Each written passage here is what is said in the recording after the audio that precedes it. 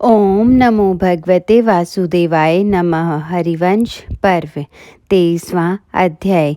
इस अध्याय में हम जानेंगे हंसों का काम्पिल्य नगर में ब्रह्मदत्त आदि के रूप में उत्पन्न होना और 4 हंसों का अपने पिता से आज्ञा लेकर मुक्त हो जाना। मार्कंडेय जी ने कहा, तदंतर योग धर्म में निरत रहने वाले उन 7 मानसचारी हंसों ने, जो पद्मगर्भ, अरविंदाक्ष, शीरगर्भ, सुलोचन, उरुबिंदु, सुबिंदु और हेमगर्भ नाम धारण करते थे, केवल जल और वायु का ही भक्षण करके अपने शरीर को सुखाना आरंभ कर दिया। इधर वह राजा अपने शरीर से प्रकाश फैलाता हुआ अपनी स्त्रियों को साथ ले उस वन में इस प्रकार घूमने लगा जैसे नंदन वन में इंद्र घूमते हों। राजन, उस राजा ने उन पक्षियों को एकाग्रता आदि बाह्य लक्षणों से योग धर्म में परायण देखा। इससे वह पक्षी भी योग साधन करते हैं। हाय, मैं मनुष्य होकर भी योग साधन न कर सका।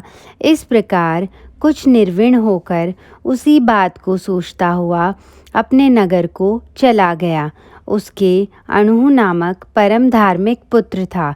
वह अणु धर्म के सूक्ष्म तत्व के चिंतन में अनुरक्त था, इसलिए उसे अणुपद ब्रह्म के सूक्ष्म स्वरूप का बोध प्राप्त हुआ था। उसको शुक ने श्रेष्ठ लक्षणों वाली, सत्यशील एवं अनन्य गुणों से संपन्न और सदा योग धर्म का पालन करने वाली अपनी कन्या कृत्वी अर्पित की थी। भीष्म, जैसा कि सनत कुमार जी ने पहले मुझे बताया था, वह सुंदरी कन्या पितरों की ही बुद्धिमती कन्या पीवरी थी। वह सत्य धर्म का पालन करने वाली नारियों में श्रेष्ठ थी। पुण्य आत्मा पुरुष भी उसके स्वरूप को बड़ी कठिनता से समझ सकते थे।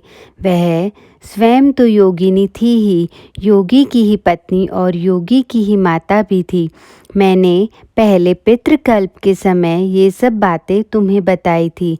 राजा विभ्राज अणु को राज्य सिंहासन पर बैठाकर प्रसन्नचित हो पुरवासियों से विदा ले, ब्राह्मणों से स्वस्ति वाचन कराकर जहाँ वे सहचारी हंस रहते थे, उस सरोवर पर तप करने के लिए चले गए। वे उस सरोवर के तट पर सब कामनाओं को त्याग निराहार रह वायु को ही पीकर तपस्या करने लगे। भारत, उनका यह संकल्प था कि मैं उन योगी हंसों में से किसी एक का पुत्र बनकर उत्पन्न होऊं, तो मैं भी योग धर्म का पालन कर सकूंगा। इस प्रकार विचार करके वे महातपस्वी विभ्राज बड़ा भारी तप करके सूर्य के समान सुशोभित होने लगे।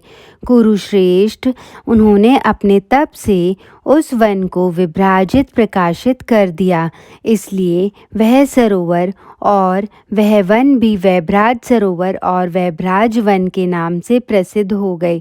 राजन, इसी समय उस सरोवर पर उन योग धर्म का पालन करने वाले 4 हंसों ने तथा योग भ्रष्ट 3 हंसों ने भी अपने शरीर को त्याग दिया। वे सातों निष्पाप महात्मा काम्पिल्य नगर में ब्रह्मदत्त आदि नामों से उत्पन्न हुए।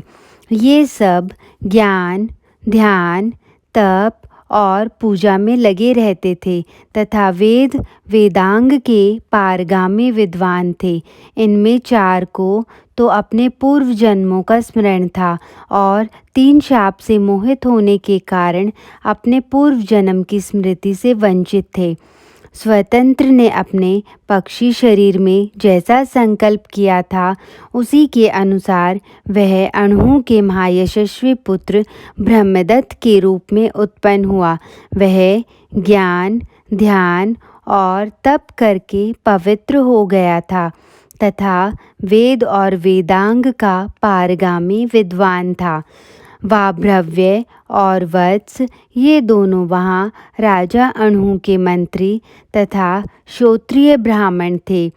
छिद्र दर्शन और सुनेत्र नामक हंस उन्हीं श्रोत्रिय राजमंत्रियों के कुल में वेद वेदांग के पारगामी श्रोत्रिय पुत्र बनकर उत्पन्न हुए। ये दोनों पहले जन्म में ब्रह्मदत्त के साथ रहे थे और उनकी सहायता करने के लिए उत्पन्न हुए थे। इनमें जो पूर्ववर्ती 6 जन्मों में अपने 7 भाइयों में से 5वां होकर उत्पन्न हुआ था, वह कवि 7वें जन्म में पांचाल नामक क्षत्रिय हुआ और छठा खसरम कंडरीक नाम से प्रसिद्ध हुआ। इनमें पांचाल बृहवच अर्थात ऋग्वेदी था। वह आचार्य पुरोहित का काम करने लगा और कंडरीक छंदों का गान करने लगा। सामवेदी तथा अध्वर्यु अर्थात यजुर्वेदी हुआ। इस प्रकार वह 2 वेदों का ज्ञाता था। अणु का पुत्र राजा ब्रह्मदत्त सब प्राणियों की बोली को समझ लेता था। उसकी पांचाल और कंडरीक से मित्रता हो गई। ये तीनों ग्राम्य धर्म संसारी पुरुषों के धर्म में मग्न रहते थे और काम इच्छा के वश में होकर चलते थे। इन्होंने पूर्व जन्म में जो सत्कर्म किया था, उसके फल से ये धर्म, अर्थ और काम के तत्वज्ञ हुए। राजाओं में श्रेष्ठ अणु निष्पाप ब्रह्मदत्त का राज्य पर अभिषेक करके स्वयं योग साधन कर परम गति को प्राप्त हो गए। असित देवल की पुत्री, जिसका नाम सन्नति था तथा जिसका तिरस्कार करना किसी के लिए भी बहुत कठिन था, राजा ब्रह्मदत्त की धर्मपत्नी हुई। उस एक भाव ब्रह्म भाव से संपन्न नम्रता की मूर्ति, योग धर्म का पालन करने वाली सन्नति नाम की श्रेष्ठ कन्या को ब्रह्मदत्त ने देवल ऋषि से पत्नी के रूप में प्राप्त किया था।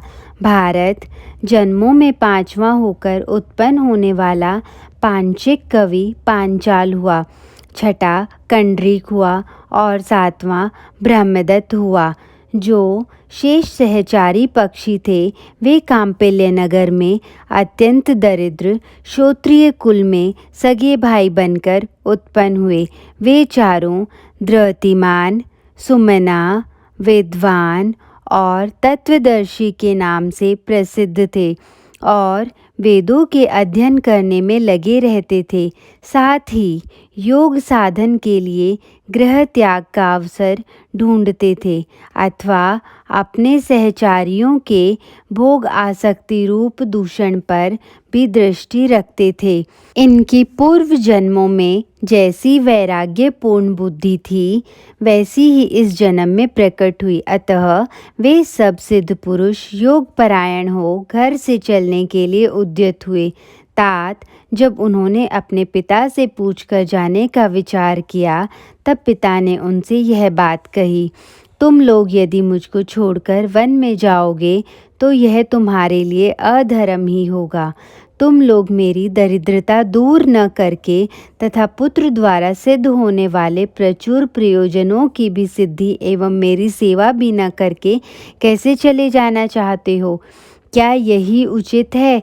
तब उन सब द्विजों ने अपने पिता से कहा, हम लोग ऐसा उपाय करेंगे जिससे आप जीवन निर्वाह कर सकेंगे तथा हम जैसे पुत्रों को पाकर आपको अपने उद्धार के लिए भी चिंता करने की आवश्यकता नहीं है।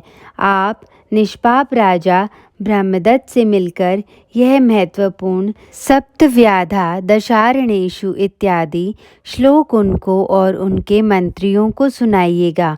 तात इससे प्रसन्न होकर वे आपको बहुत से ग्राम, प्रचुर भोग और आपकी इच्छा अनुसार सब पदार्थ देंगे। आपकी जब इच्छा हो तब ब्रह्मदत्त के पास चले जाएं। इतनी बातें कहकर उन सबों ने अपने पिता की पूजा की और योग धर्म का साधन कर वे परम आनंद में मोक्ष को प्राप्त हो गए। इस प्रकार श्री महाभारत खील भाग हरिवंश के अंतर्गत हरिवंश पर्व में पितृकल्प विषयक 23वां अध्याय पूरा हुआ। जय श्री कृष्ण।